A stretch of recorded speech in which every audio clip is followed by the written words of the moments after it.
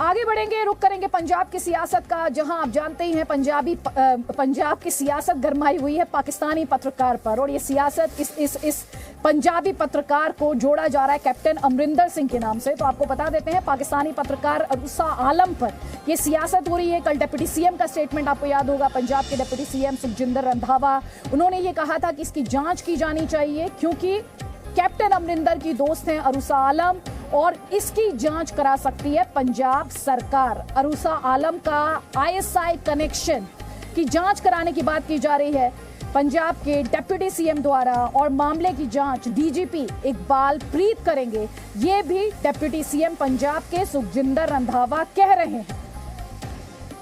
और आपको ये भी बता देते हैं किस तरह कैप्टन अमरिंदर का जो खेमा है उसके द्वारा पलटवार किया गया है। उनके मीडिया एडवाइजर हैं, मीडिया सलाहकार हैं रवीन ठुकराल, उनके हवाले से एक के बाद एक ट्वीट के माध्यम से सुखजिंदर सिंह रंधावा को घेरा गया है, जिसमें वो ये कह रहे हैं कि कैप्टन साहब तो हमेशा से ही इस तरह के सवाल उठाते रहे। उन्होंने कहा कि 16 साल से सरकार से क्लियरेंस लेकर भारत आ रही हैं, तो आप ये क्यों कह रहे हैं कि इस दौरान की सभी एनडीए और साथ ही यूपीए सरकार की पाकिस्तान की खुफिया एजेंसी आईएसआई के साथ मिली भगत थी। तो कुल मिलाकर जो वीजा क्लियर किया गया होगा उसे सीधे तौर पर सरकारों के साथ जोड़ते हुए, जिसमें यूपीए सरकार भी शामिल और साथ ही एनडीए सरकार भी शामिल है। और कह रहे हैं अगर आप इस तरह के आरोप लगाते हैं तो दरअसल आप अपनी ही सरकारों की मिली भगत आईएसआई से होने की बात कर रहे हैं। इसके अलावा पलटवार करते हुए अरूसा आलम और साथ ही सोनिया गांधी की जो फोटो है वो भी शेयर की है। ये फोटो अपने आप में बहुत कुछ कहती है।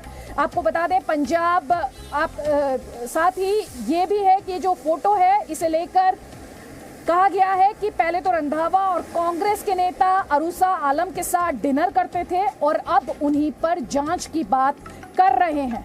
ये दरअसल निजी हमला है। तो ये बड़ी बात आप देख रहे हैं कही गई है। इसके अलावा आपको ये भी बता देते हैं कि लगातार सियासत क्यों गरमाई हुई है अरूसा आलम पर। कैप्टन अमरिंदर की दोस्त हैं, पाकिस्तान के साथ आईएसआई कनेक्शन की बात, अब ये सवाल उठाए जा रहे हैं किसके द्वारा? पंजाब के डिप्टी सीएम सुखजिंदर सिंह रंधावा द्वारा।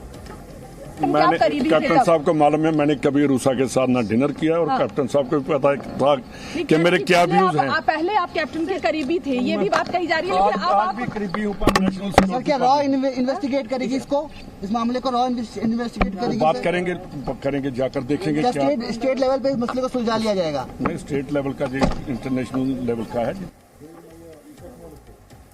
तो आपको ये भी बता देते हैं कि किस तरह से पूरी सियासत गरमाई हुई है नवजोत सिंह सिद्धू के साथ, उनकी अनबन, कैप्टन अमरिंदर की अनबन, और अब नवजोत सिंह सिद्धू की जो पत्नी है वो भी सवाल पूछ रही हैं। वो ये सवाल पूछ रही हैं कि किस तरह से, एक तो सवाल उठा रही हैं अरूसा आलम को लेकर, और साथ ही वो ये आरोप लगा रही हैं कि कैप्टन अमरिंदर की सरकार में कैप्टन सरकारी नौकरियों की पोस्टिंग में पैसे लेते थे, नौकरियों के बदले पैसे लेते थे।